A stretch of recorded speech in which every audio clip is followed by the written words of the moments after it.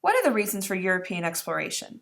Well, as you can see here in the diagram, each country had its own self-interest. What the Netherlands wanted to do versus, let's say, the Spanish were kind of different. But there were some general motivating factors that all European countries used.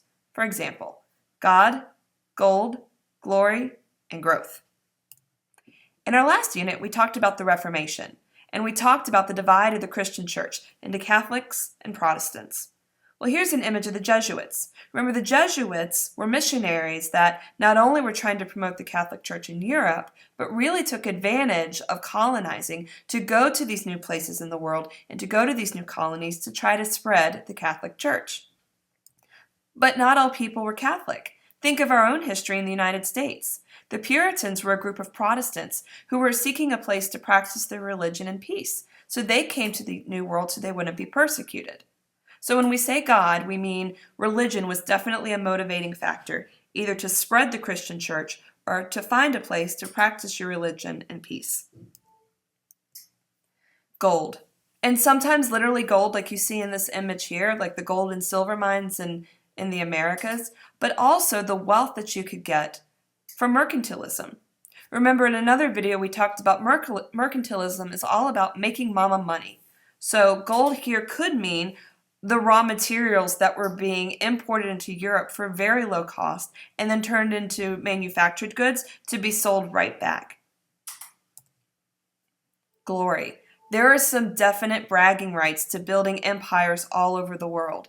And I keep focusing on the Americas, but remember, you're going to have the Portuguese colonizing in Brazil and around Africa. You're going to have the Spanish through most of Central and South America, as well as the Philippines, the French, the British. Everyone's kind of sticking their flag somewhere in new parts of the world. And all of this is bragging rights, building your empire.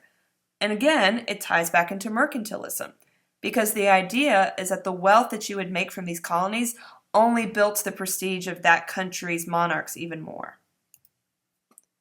The fourth one is growth. Overcrowded cities. Here's an image that represents London at the time of the Tudors, which is the 16th century. It's getting very overcrowded, and people that were generally unwanted were encouraged to look into colonization and to find a new place to live. Again, another picture, this is of the time in Paris, London, and you can see how crowded the cities were getting. As the European countries were expanding their influence through imperialism, they were using that expansion to help them alleviate overcrowded cities, which is kind of important because one of our next units coming up soon will be talking about industrialization, and the population will really boom then, and imperialism will once again help to solve overcrowded cities.